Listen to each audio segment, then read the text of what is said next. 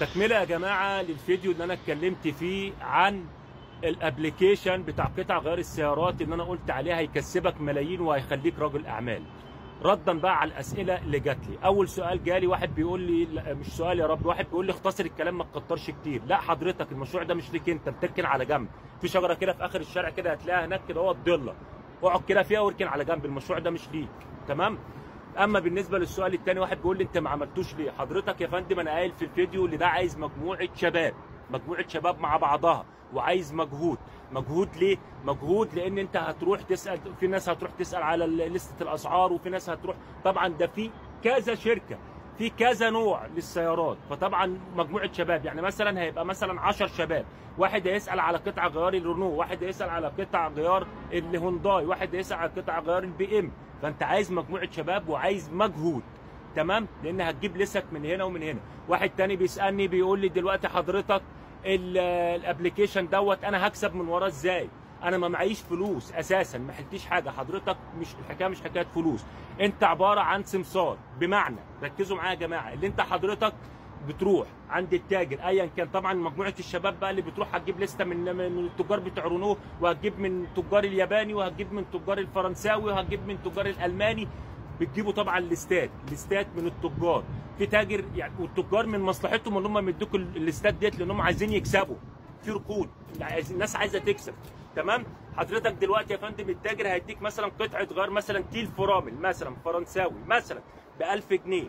تمام. حضرتك بتاخد القطعه ديت بتحطها عندك في الابلكيشن ب 1050 مثلا، ب 1100 مثلا.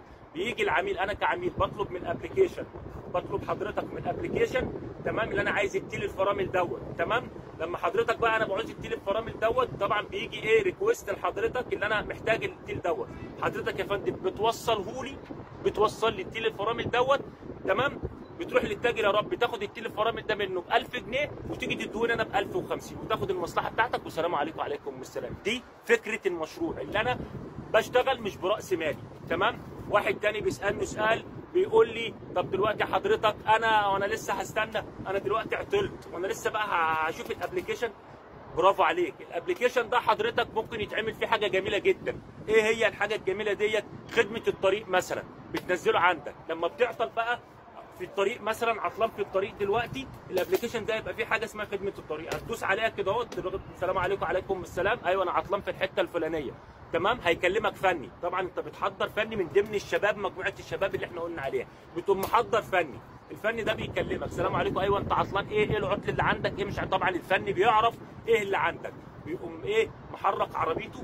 تمام. طبعا كل ده تبع الايه؟ تبع الشله اللي احنا قلنا عليها. تمام. مجموعه الشباب المحترمه اللي عايزه تشتغل، هيقوم رايح لك لحد عندك بقطعه الغيار. ما هو الفني انت كلمته بقى، عرف خلاص، هيجيب طبعا كذا قطعه غيار، هيصلح لك العربيه وانت في الطريق، اسهل واضمن، وفي نفس الوقت هيبقى معاك قطعه الغيار. فهمت؟ يبقى انا كده بوفر في الابلكيشن دوت كمان حاجه اسمها خدمه الطريق. معلش انا اسف، الفيديو ده هيبقى طويل للناس اللي عايزه تكسب، يعني انا بقول فكره المشروع وبقول لكم الخطوات بتاعته، فلازم يبقى الفيديو طويل. انا اعمل ايه؟ يعني ما مشروع زي ده هيكسبك ملايين، فلازم تسمعني. مش عايز تسمعني توكل على الله، اركن جنب الشجره جنب صاحبك. تمام كده يا جماعه؟ ماشي. تاني حاجه، تمام، بالنسبه للاعطال، حضرتك زي ما قلت لك كده اهوت هتعمل خدمه الاعطال.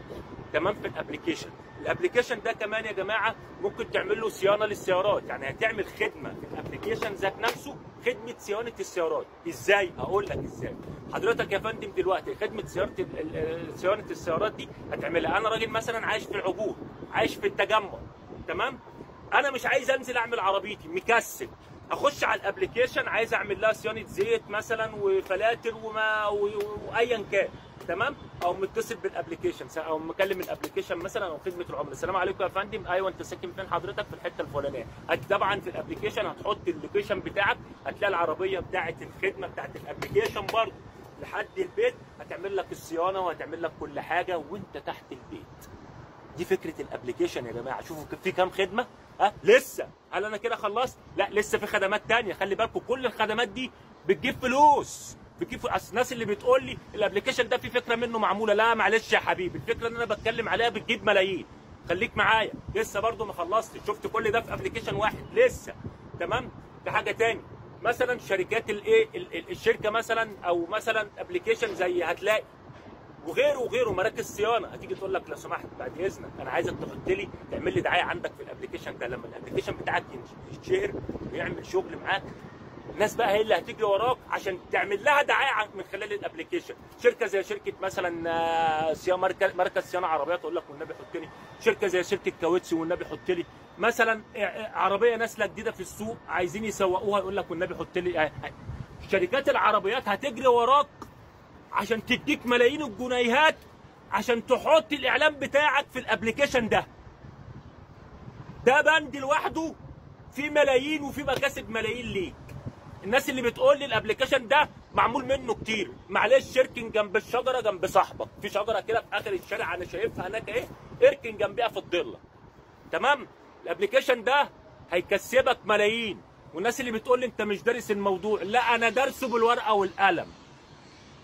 الناس اللي بتقول لي انت ما بتعملوش ليه؟ يا جماعه انا مش عايز اعمله، بس انا بديكوا اهوت فكره مشروع في 600 فكره في الابلكيشن ده. تمام؟ يبقى هنا اهوت زي ما قلت لكم كده اهوت الابلكيشن ده هيكسبكم ملايين. ولسه في افكار تانية. الشباب الجميل المحترم اللي عايز ياكل عيش لما يقعد مع بعضه ويفكر ويشغل دماغه هينجحوا الابلكيشن دوت وهيوصلوه للسما. اي سؤال اكتبه تحت في الكومنتات. وبعتذر ان الابلكيشن الفيديو ده طويل غصب عني. اعمل ايه؟ ما هو لازم يبقى طويل لان ده مشروع هيكسبك ملايين، هيخليك راجل اعمال، فلازم تسمعني. تحياتي للجميع.